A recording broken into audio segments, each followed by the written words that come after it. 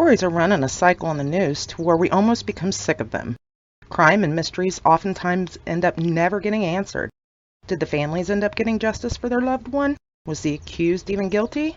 Welcome to the Aftermath, where we try to answer some of the mysteries we forgot about due to life smacking us in the face with more happenings. Forgotten Story: The Death of Phil Hartmen. Phil Hartmen was famous for his theatrical characters like Eugene, the anal retentive chef, and unfrozen caveman lawyer. His most famous impressions were Frank Sinatra, Ronald Reagan, Ed McMahon, Charlton Heston, Kelsey Grammer, Michael Caine, Bill Clinton, and many more.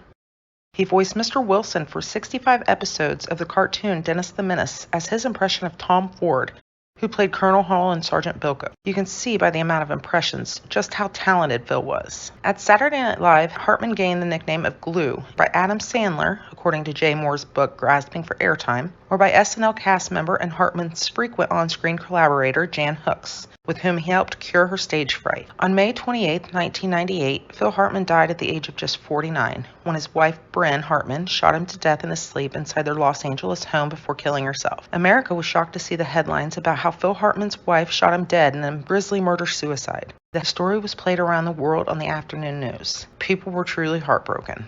The backstory: Phil Hartmen was born in September of 1948 in Ontario, Canada.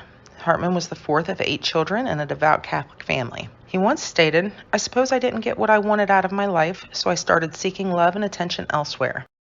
This need for attention undoubtedly spurred the young Hartmen towards acting out in school. And after the family moved to the United States when he was 10 years old, he began to earn a reputation for being a class clown. Hartmen would attend California State University, in which ultimately afforded him the opportunity to open his own graphics design company. He started designing album covers for bands such as America, as well as the logo for Crosby, Stills and Nash. In 1975, he began attending classes at the famous comedy group The Groundlings in Los Angeles after he volunteered to go on stage during a performance. Tracy Newman, a comedian and founding member of The Groundlings, told ABC years later, "I never saw an audience member come up with kind of excitement and energy. It was like a hurricane hit the stage. And I mean in a good way." The Groundlings were so impressed that they invited Hartmen to join their traveling troupe as he took classes with them in LA. In 1986, Hartmen joined the cast of Saturday Night Live. By the time he left SNL in 1994, he'd won an Emmy as a writer, was nominated for an Emmy as a performer, and was generally considered the most important cast member of a show that he'd helped revive. Despite all of his on-screen success, Hartmen's personal life proved more difficult. He was married for a brief time between 1970 and 1972, then again from 1982 to 1985. But his charisma on stage didn't always translate to an energetic, charming personality offstage. Hartmen was known for being low-key, sometimes to a fault. Hartmen married Gretchen Lewis in 1970, and they divorced in 1972. He married real estate agent Lisa Strain in 1982, and their marriage lasted 3 years. Hartmen married Gretchen Lewis in 1970, and they divorced in September of 1972. He married real estate agent Lisa Strain in 1982, and their marriage lasted 3 years. Strain told People magazine that Hartmen was reclusive off-screen. She stated, "He would disappear emotionally. He'd be in his own world.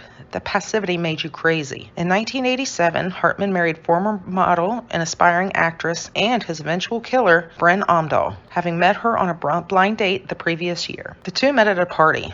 Omdahl was sober at the time, despite the fact she had a history with drugs and alcohol. In his book, You Might Remember Me, Mike Thomas explains, "When Phil met Bryn, he may well have been at his most vulnerable state in years. His second marriage's ending had shaken him, and his performing career wasn't taken off. Omdahl was strikingly beautiful, and the affections of a statuesque blonde may have bolstered Hartmen's deflated self-image, but the relationship was bumpy from the get-go." In 1990, coming off his successful performance on Saturday Night Live, Phil Hartmen began to play various roles in another classic television show, The Simpsons. By the time Hartmen left Saturday Night Live in 1994, there was no denying the fact that the tone of the show had changed, thanks in part to the arrival of new cast members with the likes of Adam Sandler and Chris Farley.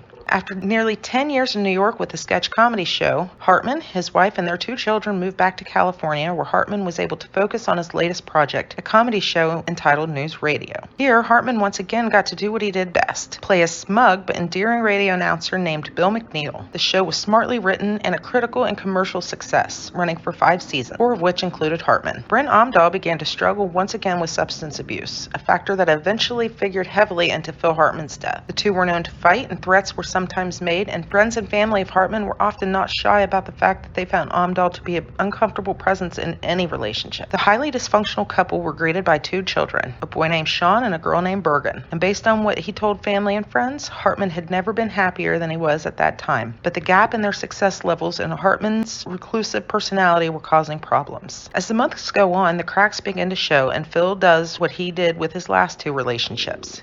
He begins to withdraw emotionally. They begin this pattern of fighting and making up and fighting and making up that would mark their relationship from there on out. Bryn had a huge temper and sense of jealousy, and even during her years of sobriety, her jealousy caused problems. When Hartman's prior wife wrote a note of congratulations after the birth of their son, for example, Bryn did not receive it with a thank you card. Instead, Bryn responded. Strain says, "I got back a letter that was hair-curling, fury, rage, a death threat from Bryn. The gist of it was, don't ever fucking get near me or my family or I will hurt you. I never want to hear from you. Never, ever, ever come near us or you will really be sorry." According to Steve Small, Hartmen would withdraw by going to sleep, preferring to let her cool off overnight. Bryn began to drink and abuse cocaine again. The 2 were fighting the night of the murder-suicide. Bryn had been in and out of rehab by late May 1998, trying to kick the addictions to the drugs and alcohol that, when mixed with her antidepressant Zoloft, triggered violent outbursts. On the night of May 28th, Bryn came home from dinner with a friend, and again the arguments occurred. And Phil, in an attempt to create space for a cool-down, headed to their bedroom. He would never leave that room again alive. Bryn grabbed a .38 Smith & Wesson from their metal lockbox in the closet and shot Hartmen multiple times in the head and chest as he slept in bed, wearing only a t-shirt and boxer shorts. He died instantly. An hour later, drinking some alcohol, Bryn called her friend Ron Douglas in a panic. She told him that Hartmen was gone for the evening and had left her a note saying he'd be back later. Douglas told her to go back to sleep. She ignored that advice. Instead, Bryn showed up at Douglas's front door about 20 minutes later, stinking of alcohol and in the middle of a freakout. And then she collapsed on the living room floor. Afraid she'd overdosed, Douglas woke her up, and after that, she made a beeline to the bathroom where she puked again and again. Bryn also reportedly told him that she'd killed her husband, but even when she brandished the murder weapon, he still didn't believe her confession. Douglas misread the number of bullets in the chamber. Eventually, she sobered up enough to drive home, but insisted that she'd only do so if Douglas followed her. On the way, she called and confessed to her friend Judy, who took her admission more seriously and bolted to the Hartmans' house. Bryn and Douglas arrived first. They climbed the stairs, and turning into the Hartmans' bedroom, a grisly scene proved to Douglas that his friend had indeed done the unthinkable. He called 911 to report the murder of Hartmen. As the police raced towards the house, Bryn's friends arrived on the scene. They worked to remove the children, Sean, age 9, and Bergen, age 6, from the house. Sean told them that the gunshots sounded like a door being slammed over and over again. Children had heard their own mother killing their father. By the end of the night, they'd have neither a mother nor a father again. The arrival of the LAPD was the first steps towards the beginning of the end. With the authorities closing in, Bryn locked herself in the bedroom, sat next to her husband she'd just slain, and called her sister. When the cops banged on the door, Bryn hung up on her sister and took her own life. The aftermath. The character, Philip J. Fry on Futurama, was named to honor Hartmen by naming him Philip as a tribute, who was to be heavily featured by doing voices in the show. Hartmen was preparing to voice Zap Brannigan, a character written specifically for him on Groening's second animated series, Futurama. Even though the role was specifically made for him, Hartmen still insisted on auditioning, and Groening said he nailed it. After Hartmen's death, Billy West would take over the role and make his voice sound like Hartmen's voice in honor. Upon their deaths, Sean and Bergen, then aged 9 and 6 respectively, were sent to live with their maternal aunt and husband, Catherine and Mike Wright, in Wisconsin. Today, Hartmen's daughter is happily married. At the time of his death, Phil's estate was worth an estimated $1.23 million. That's the same as around $3 million today after adjusting for inflation. On Sunday, February 15th,